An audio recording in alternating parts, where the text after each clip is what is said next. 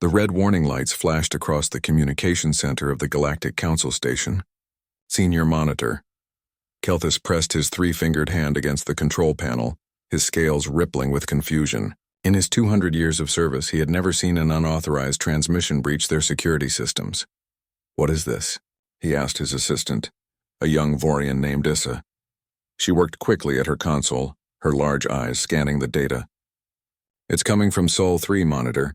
The quarantined world." Kelthus felt his blood run cold. Sol 3, the humans. They had been locked away for 300 cycles now, ever since the Council had discovered them. A primitive species too dangerous to be allowed into galactic society. "Play the transmission," he ordered. The speakers crackled to life. A voice spoke in perfect galactic standard, the universal language of the Council. It was calm, measured, and somehow deeply unsettling. "This is Earth. We know you are listening. We know you have been watching. We know what you have done. You brought this upon yourselves. 7 days." The message repeated 3 times, then stopped. At the end, coordinates appeared on the screen along with a timestamp. Kelthus immediately contacted the High Council. Within an hour, 12 of the most powerful beings in the galaxy gathered in their grand chamber. The room was a marvel of technology and art, with walls that showed the stars themselves. Representatives from dozens of species sat in their designated seats, their forms ranging from insectoid to gaseous to crystalline. High Chancellor Vorith, a towering being covered in golden fur, called the session to order. "We have all heard the transmission. Does anyone have an explanation?" "It is clearly a malfunction," said Counselor Dresch, a mechanical species that lived for thousands of years. "The humans are still primitive. They barely have satellites. They cannot even leave their own planet." "Our surveillance confirms this," added another counselor. "They are exactly where we left them. No advancement beyond our allowed parameters." But Kelthus was not convinced. Something felt wrong. "With respect, honored council, how did they broadcast in galactic standard? How did they breach our security?"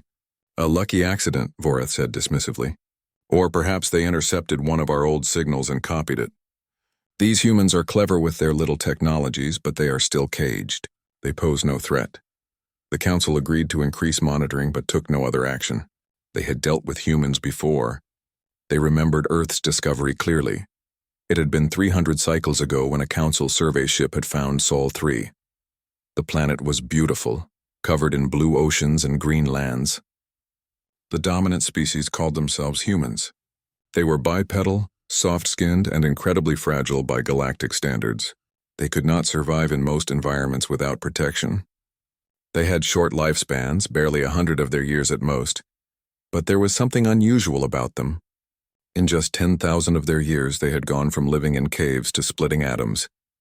They had invented thousands of languages, created art and music, built massive cities, and developed weapons that could destroy their entire world several times over. The council had watched them for 50 years before making contact. What they saw disturbed them. Humans fought constantly. They had wars over resources, over beliefs, over land. They killed each other by the millions. They polluted their own planet. They seemed determined to destroy themselves, but they were also innovative beyond measure. When faced with problems, they found solutions. When faced with enemies, they adapted. They learned faster than any species the Council had ever encountered. The Council debated for years about what to do. Some wanted to help humanity join the galactic community. Others wanted to destroy them before they became a threat. In the end, they chose a middle path: quarantine. They placed satellites around Earth's solar system that prevented any faster-than-light travel. They sabotaged early human space missions, making them believe space travel was harder than it actually was. They redirected asteroids that would have provided valuable resources. They even influenced human politics subtly, ensuring conflicts would keep humans divided and focused on themselves rather than the stars. It was, the Council believed, a mercy. They were protecting humanity from the dangers of the galaxy. They were also protecting the galaxy from humanity. Now, as Kelthus returned to his monitoring station, he could not shake his unease. He pulled up the surveillance feeds from Earth. Everything looked normal. Humans went about their lives unaware of the invisible cage around them. Their primitive spacecraft barely reached their own moon. They had no weapons that could threaten the Council. They were exactly where they had always been. Yet that transmission haunted him. You brought this upon yourselves. What did it mean? What would happen in 7 days? Kelthus decided to dig deeper into the archives. He wanted to review every piece of data they had collected about Earth over the past 3 centuries. He worked through the night, his eyes growing tired as he scanned through countless reports. Most of it was routine. Humans discovered electricity. Humans invented computers. Humans split the atom. Humans sent robots to other planets in their system. Nothing concerning. Nothing that suggested they could break the quarantine. But then Kelthus noticed something odd. Small gaps in the data, moments where surveillance satellites had brief malfunctions. They were so short, just microseconds, that previous monitors had dismissed them as technical glitches. But now, looking at 300 years of data, Kelthus saw a pattern. The malfunctions were increasing in frequency, and they always happened near certain coordinates on Earth and in the asteroid belt of their solar system. His hands trembled as he prepared a new report for the Council. Something was very wrong. The humans were not as trapped as everyone believed. The countdown continued. 6 days remained. Maya Chen was not supposed to be in the restricted archives. As a junior archivist for the Galactic Council, her security clearance only allowed her access to public historical records. But the mysterious transmission from Earth had sparked her curiosity. Maya was human herself, one of the few allowed off Earth for specific work assignments. She had been born on a council station and had never set foot on her ancestral homeworld. The council treated her well enough, but she always felt the weight of suspicion. Humans were watched more carefully than any other species. Now she understood why everyone was nervous. Her people had sent a message and nobody knew what it meant. Late at night, when most of the station slept, Maya used a borrowed access code from a careless supervisor. She slipped into the restricted section of the archives, her heart pounding. The room was cold and filled with data storage crystals that glowed faintly in the darkness. She searched for files related to Earth's quarantine. The official record she had read before told a simple story. Humanity was too violent and needed to be isolated for their own good and the good of the galaxy. But Maya suspected there was more to it. Her fingers moved across the holographic interface, diving deeper into classified files. Most were locked behind encryption she could not break. But then she found something odd. A file labeled Seed Protocol Discontinued Projects. The file opened. Maya began to read and her blood turned to ice. The Seed Protocol was a program that had existed for over 50 million years. Its purpose was to identify and control species that showed what the Council called dangerous evolutionary acceleration. These were species that advanced too quickly, that showed too much creativity, that adapted too well to challenges. The Council had identified 47 such species throughout galactic history. Every single one had been placed under quarantine. Every single one had eventually gone extinct, their development stunted until they simply faded away or destroyed themselves in frustration. Humanity was number 48. But there was more. Maya found reports from the early days of Earth's discovery. Council scientists had been fascinated by humans. They studied human creativity, human resilience, human innovation. One report made her hands shake as she read it. Subject species shows unprecedented problem-solving abilities under stress conditions. When faced with obstacles, humans demonstrate a unique psychological response we term defiant adaptation. Rather than accepting limitations, they actively work to overcome them. Recommendation: this species must never be allowed to perceive the quarantine as a challenge, or they will attempt to overcome it.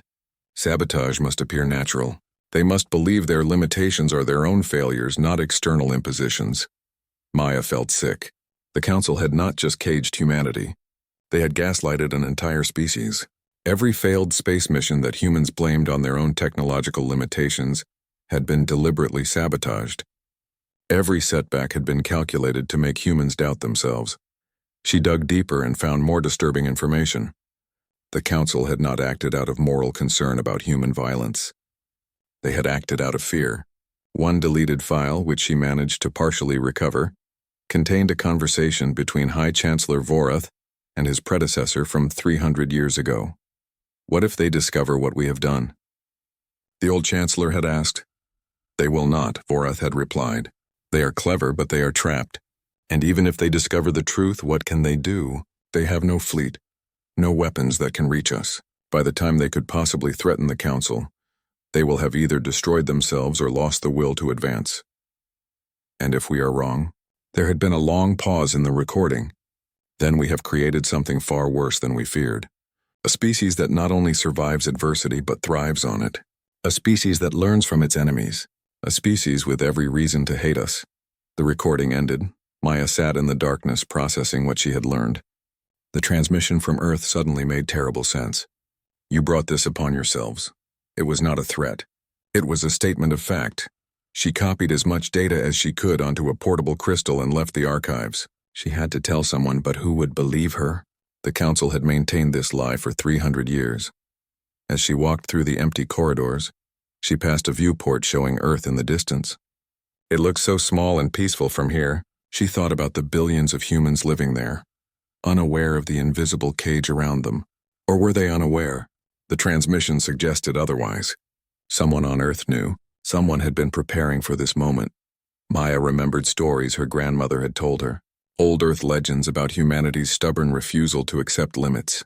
Stories of explorers who sailed across unknown oceans, of scientists who pursued knowledge despite persecution, of ordinary people who stood up to impossible odds. We are a species that climbs mountains because they are there, her grandmother had said. We are a species that reaches for the stars not because it is easy, but because it is hard.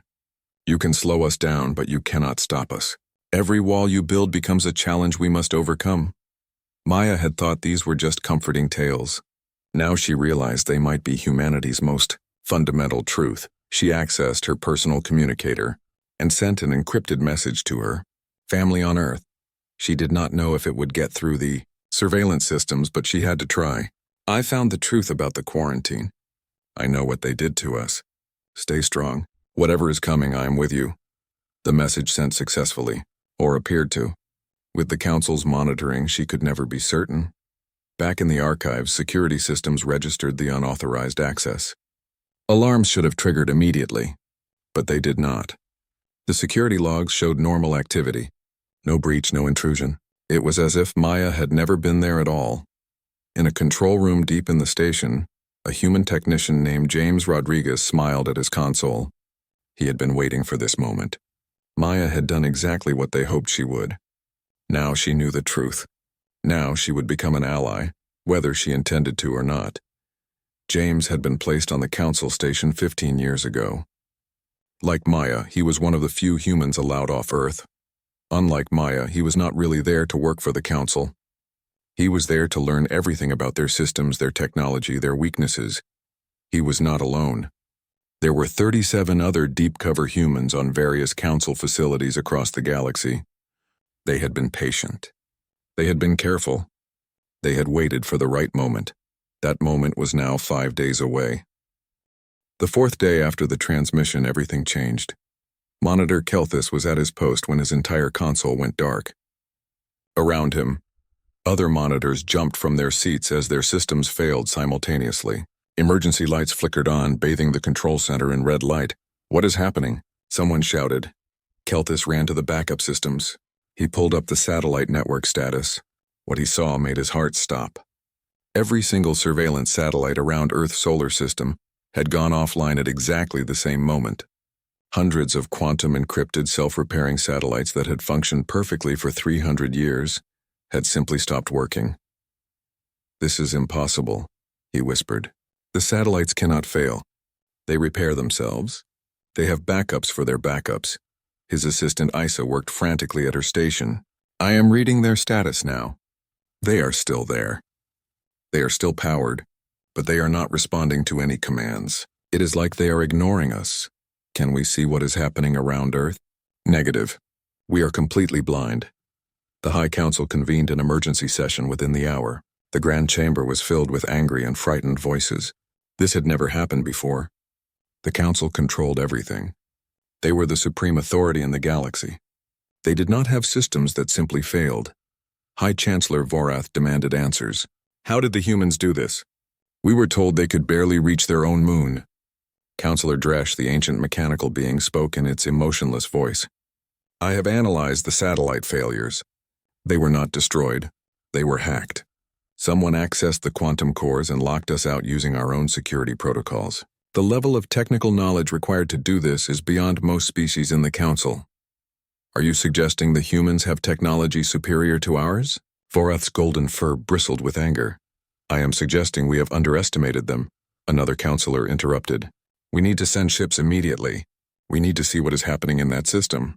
Vorath nodded. Agreed. Dispatch a fleet to Sol 3, do not engage. Observe only. Report back. The fleet consisted of 12 ships, some of the Council's finest. They jumped through faster than light space and emerged at the edge of the Sol system. What they found there was reported back to the Council immediately. The transmission showed the fleet commander, a seasoned warrior of the Krull species, staring at something with his 4 eyes wide with shock. High Council, you need to see this. The image shifted to show what was ahead of the fleet. At the outer edge of the Sol system, where there should have been nothing but empty space and the quarantine satellites, there was now a massive structure.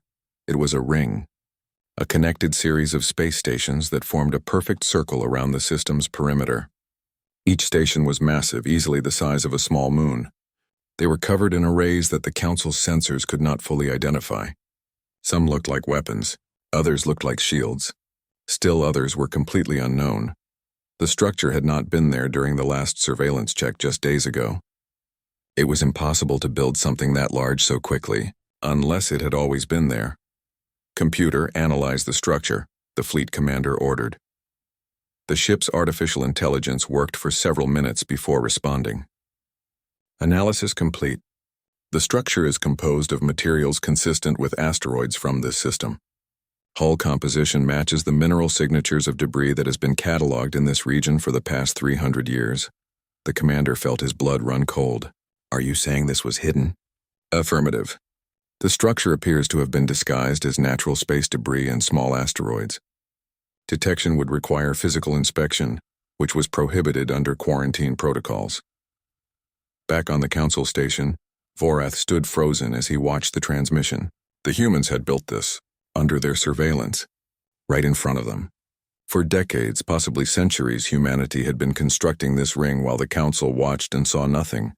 How many humans could that structure support? Someone asked quietly. The analysis came back quickly.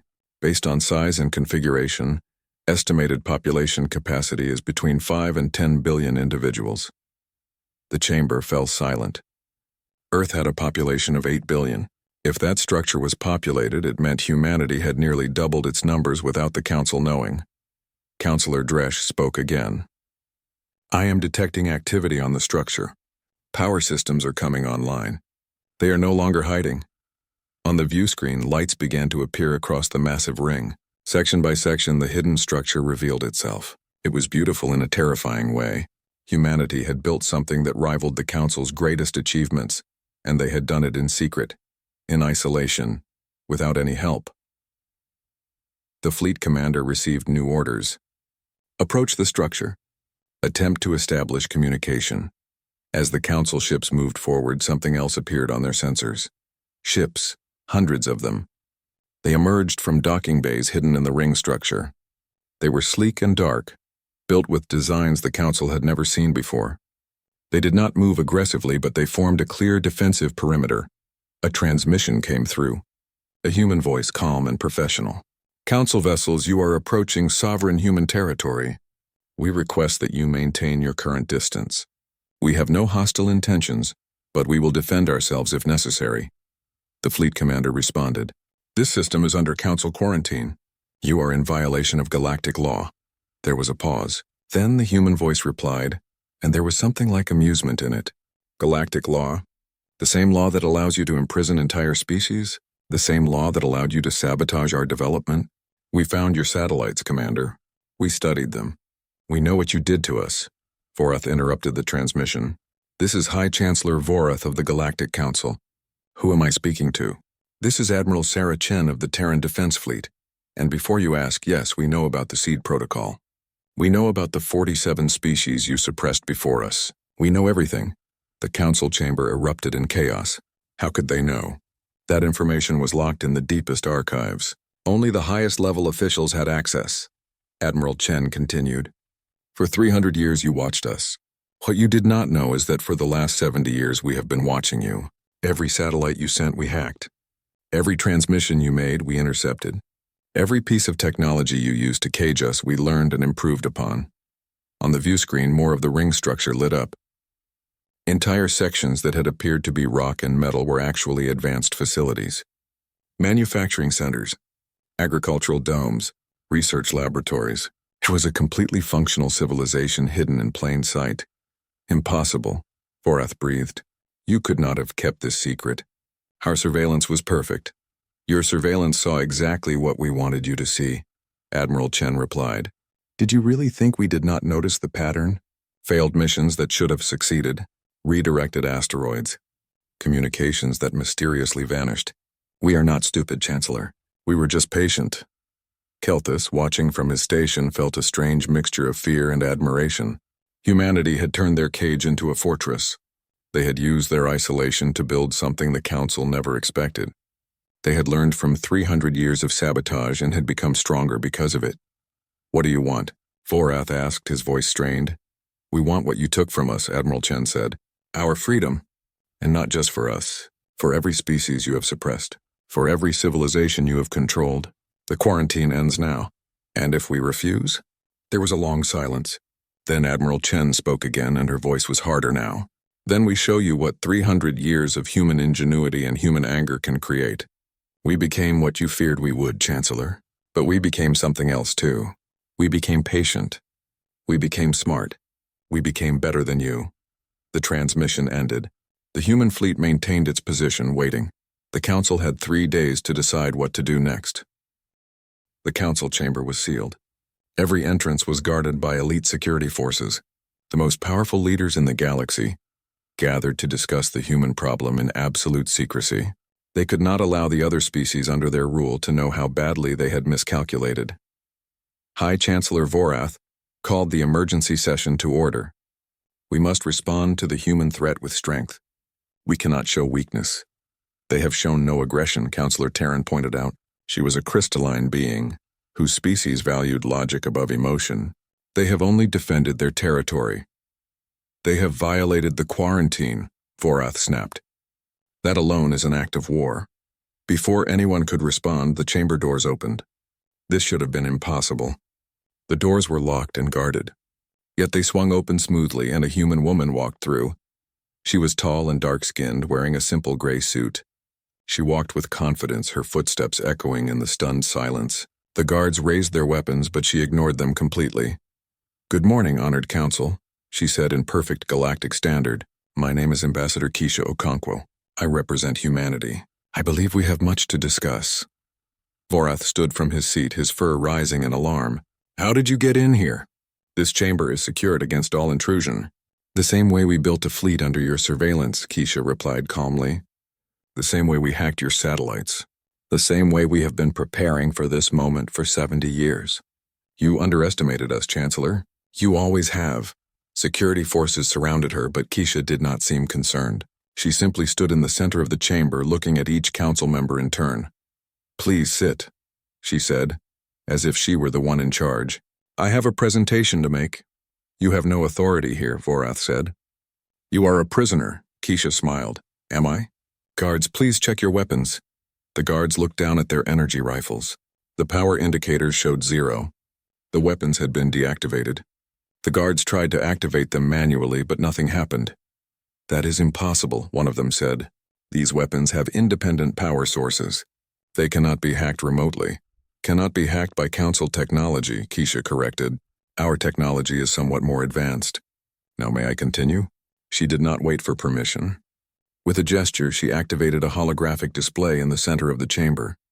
Images appeared in the air showing documents, recordings, and data files. This is the complete history of the Seed Protocol, Keisha said. Every species you have suppressed. Every civilization you have destroyed. Every lie you have told. The counselors stared at the evidence floating before them. It was all there. Classified files they thought were secure. Communications they thought were private. Decisions they thought were secret. How long have you had this? Counselor Dresch asked, its mechanical voice showing something that might have been concern. We started collecting evidence 40 years ago, Keisha replied. When we first confirmed what you were doing to us, we sent deep cover agents to council facilities across the galaxy. They have been gathering information ever since. This is just a small sample. We have much more. She gestured again and the display changed. Now it showed coordinates and timestamps, hundreds of them. These are the locations of every suppressed species in the galaxy. We have been monitoring them just as you have. Some are still alive, barely surviving under your observation. Others are dying slowly, losing hope. All of them deserve better. Vorath felt control slipping away. What do you want, human? Keisha's expression became serious. We want the council to dissolve its authoritarian control. We want self-determination for all species. We want the quarantines ended. We want reparations for the species you have harmed. We want justice. That is impossible, Vorath said. The council maintains order in the galaxy. Without us, there would be chaos. Order? Keisha's voice rose slightly. You call suppressing entire civilizations order? You call sabotaging development order? You call condemning species to extinction order? We protect the galaxy from dangerous species, another counselor argued. Species like yours. Too violent, too unpredictable. Keisha laughed, but there was no humor in it. You want to talk about violence? Let me show you something. The holographic display changed again. Now it showed council military actions, wars they had waged, species they had conquered, populations they had enslaved. The images were brutal and undeniable. Your own history shows you have killed more beings than any species you have ever quarantined, Keisha said. But you call it peacekeeping. You call it necessary. You call it order. When we defend ourselves, you call us dangerous. The difference is that we are honest about what we are. The chamber was silent. Several counselors looked away from the images. Others stared with expressions that might have been guilt. You have no power to enforce your demands, Vorath said. But his voice was weaker now. You have a fleet, yes. But we have the entire council military.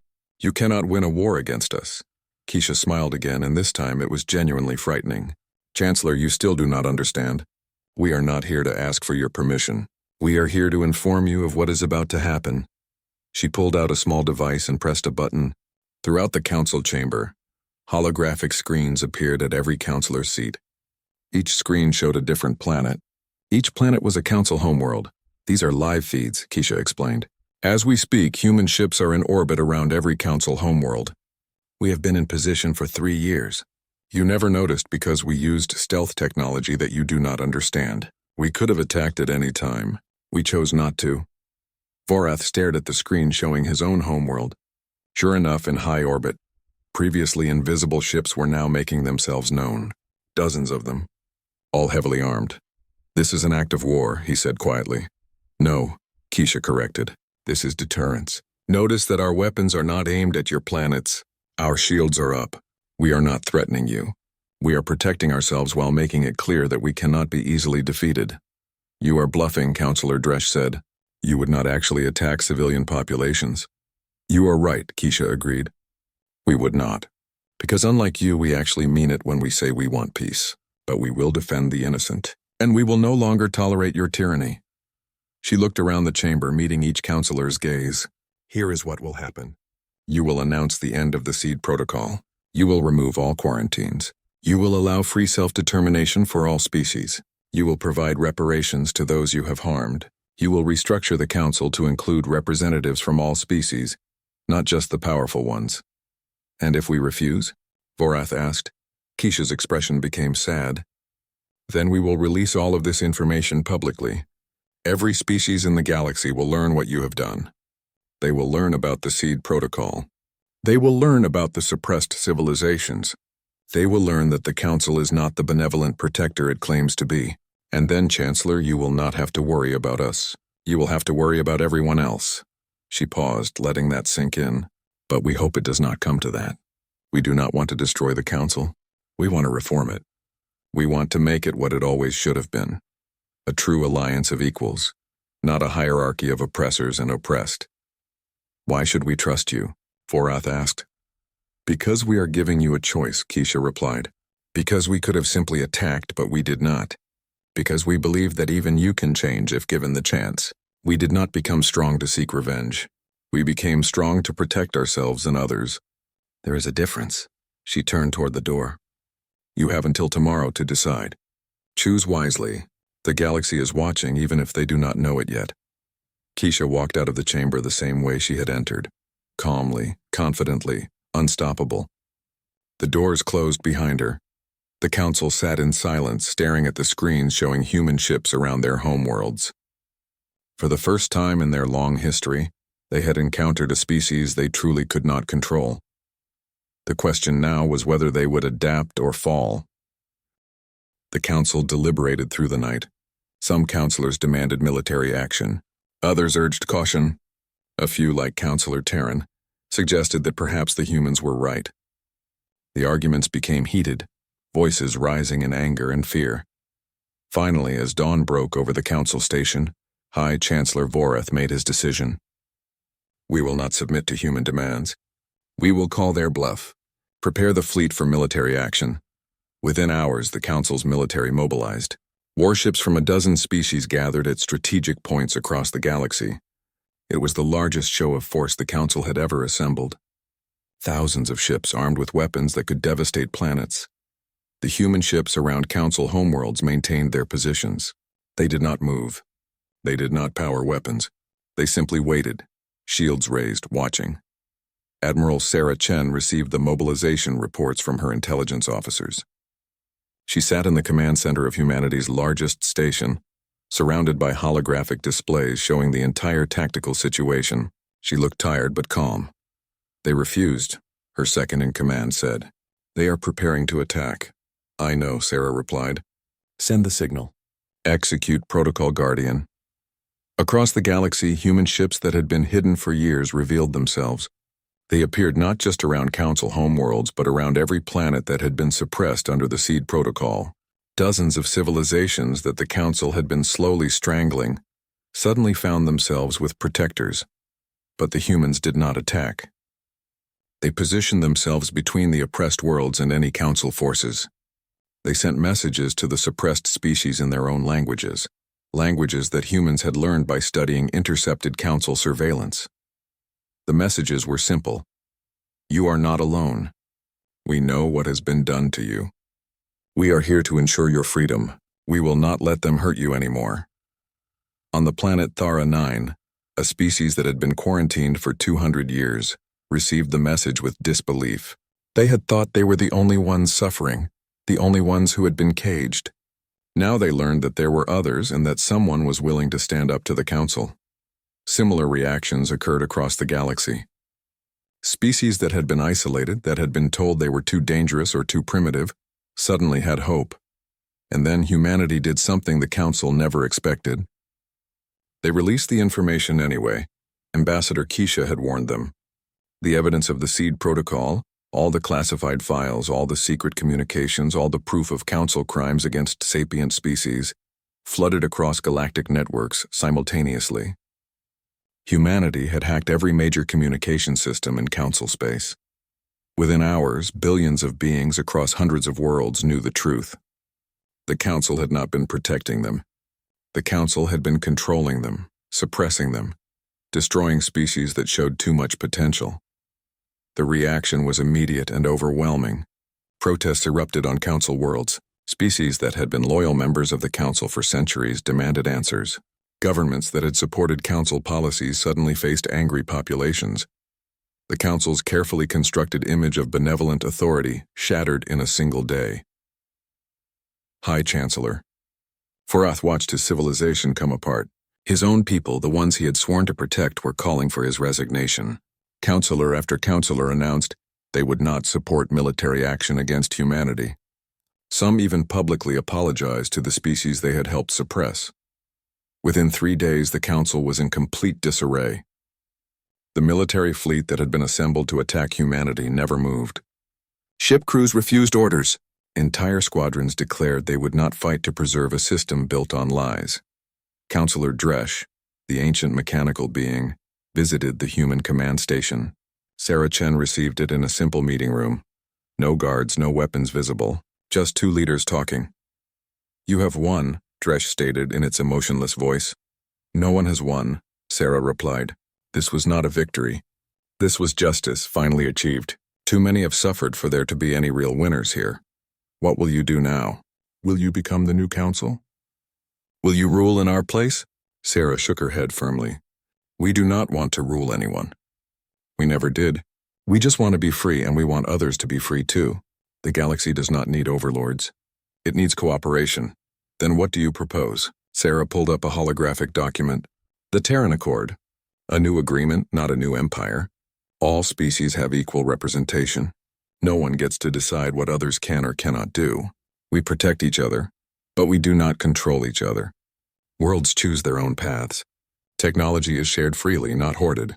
And most importantly, no species ever again gets suppressed for being too dangerous or advancing too quickly. Dresh studied the document. This would require the Council to give up significant power. The Council needs to give up that power, Sarah said. Power like that concentrated in so few hands will always be abused eventually. We learned that from our own history. We do not want to repeat those mistakes. And if species abuse their freedom, if they become dangerous, then we deal with actual threats, not potential ones. We do not cage someone because they might become dangerous someday. That is not protection. That is oppression disguised as security. Dresh was silent for a long moment. Finally, it spoke again. You could have destroyed us. You had the capability. You had every reason to want revenge. Revenge would not bring back the 47 species you destroyed, Sarah said quietly. Revenge would not heal the damage done to those still suffering. Revenge would just make us like you. We chose to be better. Over the following weeks, the galaxy transformed. The old council structure was dismantled. Not destroyed, but reformed. Representatives from every species, including those that had been suppressed, gathered to form a new assembly based on the principles of the Terran Accord. The humans shared their technology freely, as promised. Suppressed species received the tools and knowledge they needed to defend themselves and develop on their own terms. Some advanced rapidly, others chose to take things slowly. It was their choice finally. Not everyone was happy. Some former council members resented losing their power. Some species were nervous about humanity's obvious technological superiority. But humanity made it clear through actions, not just words, that they had no interest in domination. When pirates attacked a former council world, human ships arrived to help defend it alongside local forces. When a natural disaster struck a planet that had been suppressed, humans provided aid without asking for anything in return. When species requested help with technology or defense, humans provided advisors and teachers, not overlords. Slowly, trust began to build. Monitor Kelthus, who had first received the ominous transmission, found himself working alongside human intelligence officers. He was wary at first, but they treated him with respect. They even thanked him for his reports about the satellite malfunctions, which had been the first sign that something was wrong. You were just doing your job, he said. I was trying to maintain the quarantine. You were also honest in your reports, a human officer replied. You noticed the problems and tried to warn people. That takes integrity. We need people like you in the new system. Maya Chen, the junior archivist who had discovered the truth about the Seed Protocol, was offered a position in the new historical archive. Her job was to ensure that the full, unedited history of the Seed Protocol was preserved and taught, so that no one would ever forget what happened when power went unchecked. High Chancellor Vorath was removed from power. He was not executed or imprisoned as many demanded. Instead, he was required to meet with representatives from every species that had been harmed by the Seed Protocol. To hear their stories, to face what his policies had caused, it was, many said, a punishment worse than death for someone who had believed he was always right. 1 year after the transmission that had changed everything, a ceremony was held at the new assembly headquarters. Representatives from over 300 species gathered. Humans stood among them, not above them or apart from them, but as equals. Admiral Sarah Chen gave a brief speech. 1 year ago, we sent a message to the Council. We said they brought this upon themselves, and they did. But we all brought this moment upon ourselves, every being who remained silent when others were oppressed. Every species that benefited from the system without questioning it. Every person who chose comfort over justice. We are all responsible for building a better galaxy now. She paused, looking out at the assembled representatives. Our original transmission said 7 days. That was how long we gave the Council to act. They did not know what would happen when those 7 days ended. Neither did we, truly. We hoped for peace but prepared for war. In the end, we got something in between. We got change. Not perfect, not painless, but real. Humanity spent 300 years in a cage. We could have emerged full of rage and seeking revenge. Instead, we emerged with a plan for justice. We learned from our oppression. We chose to break the cycle rather than perpetuate it. That is what we offer the galaxy now. Not human rule, but the chance to learn from our experience. The chance to build something better together. The assembly erupted in applause. Not everyone was convinced yet, but it was a start.